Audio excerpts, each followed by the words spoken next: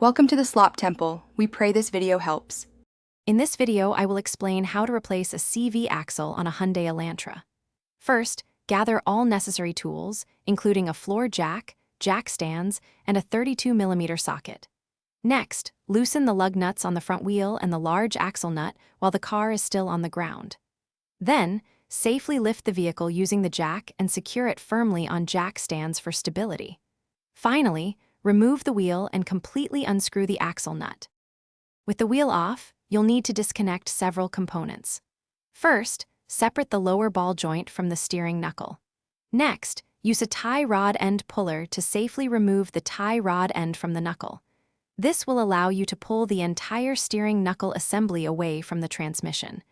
Be mindful of your brake lines and any ABS sensor wires to avoid damage during this step.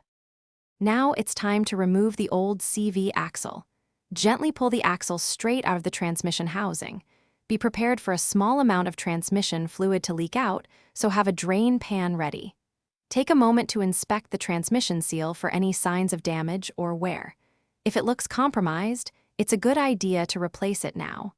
Clean up any spilled fluid thoroughly. Now, carefully insert the new CV axle into the transmission, ensuring it clicks securely into place.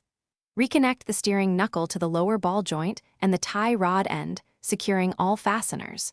Torque the new axle nut to approximately 170 foot-pounds for proper installation.